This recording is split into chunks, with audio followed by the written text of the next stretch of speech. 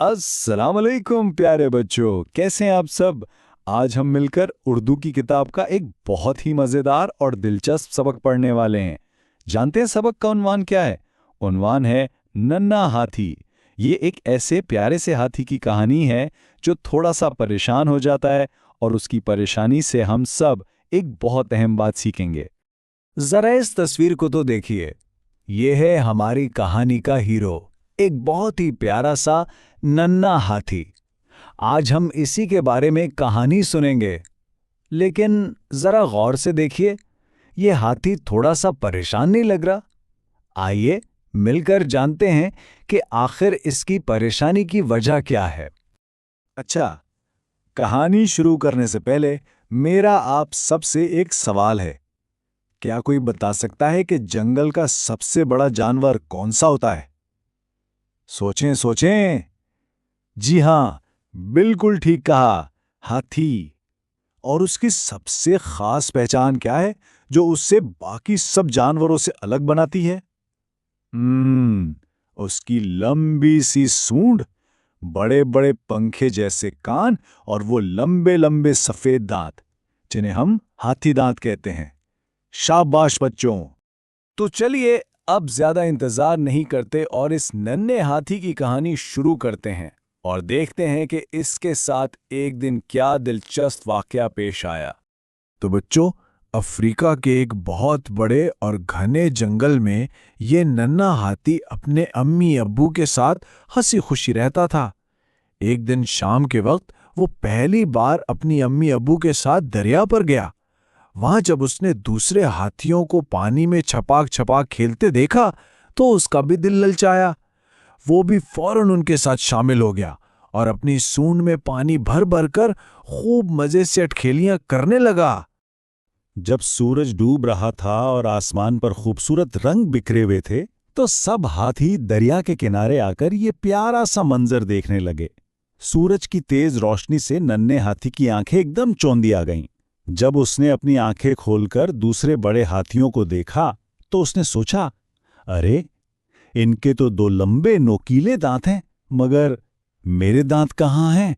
और बस, ये सोचकर उसका दिल एकदम डूब गया और वो बहुत परेशान हो गया। अब नन्हे हाथी को लगा कि शायद खेलते हुए इसके दांत कहीं गिर गए हैं। उसे डर लगा कि अगर उसने अम्मी को बताया तो वो उसे डांटेंगी कि तुमने अपनी चीजों का ख्याल क्यों नहीं रखा। इसलिए उसने चुपके से फैसला किया कि वो किसी को बताए बगैर अपने गुमशुदा दांत खुद ही ढूंढ कर लाएगा। वो बेचारा परेशानी के आलम में जंगल में इधर उधर अपने दांत ढूंढने लगा। रास्ते में उसे एक शरारती बंदर दरख्त पर लटकता मिला। उसने बंदर से पूछा, बंदर भैया, क्या आपने मेरे दांत देखे हैं? बंदर ने ना में सर हिला दिया। फिर उसे लंबी गर्दन वाला जिराफा नजर आया। उसने जिराफे से भी पूछा और आखिर में वो डरते डरते जंगल के बादशाह शेर के पास पहुंचा और उससे भी अपने दांतों के बारे में पूछा। लेकिन अफसोस, किसी को भी उसके दांतों के बारे में कुछ नहीं मालूम था। कहानी में आगे बढ़ने से पहले आइए कुछ नए और मुश्किल अल्फाज के माने सीखते हैं। जब आप इनके माने जान जाएंगे तो आपको कहानी और भी अच्छी तरह समझ आएगी, है ना? हमारा पहला लफ्ज है अटखेलियां।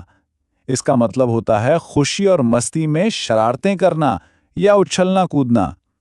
जैसे कहानी के शुरू में नन्हा हाथी जब पहली बार दरिया पर जा रहा था, तो वो रास्ते में खुशी से अटखेलियां करता हुआ, यानी खेलता कूदता जा रहा था। दूसरा लफ्ज है चुंधिया जाना। इसका मतलब है कि जब कोई बहुत तेज रोशनी अचानक आंखों में पड़े तो थोड़ी देर के लिए ठीक से नजर नहीं आता। कभी कभी जब आप अंधेरे कमरे से एकदम धूप में निकलें तो ऐसा होता है ना, आंखें एकदम बंद सी हो जाती हैं। बिल्कुल वैसे ही नन्हे हाथी की आंखें भी डूबते सूरज की तेज रोशनी को देखकर चुंधिया गई थीं। और हमारा तीसरा लफ्ज है कहा कहा। इसका मतलब है जोर से हंसना, जिसे हम ठहाका लगाना भी कहते हैं। अब हम कहानी में आगे देखेंगे कि आखिर में ये जोरदार कहा कहा कौन लगाता है। आप लोग जरा सोच कर रखिएगा। जब नन्हा हाथी हर तरफ से मायूस हो गया और चल चल कर थक भी गया, तो उसने आखिरकार हिम्मत करके फैसला किया कि अब वो सीधा घर जाएगा और अपनी अम्मी को सब कुछ सच सच बता देगा। अब यहाँ इस कहानी की सबसे दिलचस्प बात छिपी है। देखिए, नन्हा हाथी क्या सोच रहा था। वो बेचारा समझ रहा था कि हाय मेरे दांत गुम हो गए हैं, जबकि असल हकीकत क्या थी? हकीकत ये थी कि इसके दांत तो अभी निकले ही नहीं थे। वो तो जब वो थोड़ा और बड़ा होगा तो उम्र के साथ साथ खुद ही निकल आएंगे। जब नन्हे हाथी ने डरते डरते अपनी अम्मी को सारी बात बताई, तो पता है क्या हुआ? उसकी अम्मी उसकी मासूम सी बात सुनकर एक जोरदार कहकहा लगाती हैं और फिर इसे प्यार से गले लगाकर समझाती हैं कि मेरे प्यारे बेटे, सब बच्चे दांतों के बगैर पैदा होते हैं। जैसे जैसे तुम बड़े होगे, तुम्हारे दांत खुद ही निकल आएंगे। फिक्र की कोई बात नहीं। ये सुनकर तो नन्हे हाथी की जान में जान आई।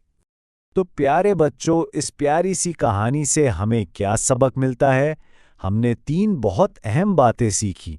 पहली बात यह कि हमारे जिस्म में बहुत सी तब्दीलियां उम्र के साथ साथ आती हैं, जैसे हमारा कद बढ़ता है और दांत निकलते हैं। दूसरी बात, ये एक कुदरती अमल है और इस पर हमें परेशान नहीं होना चाहिए।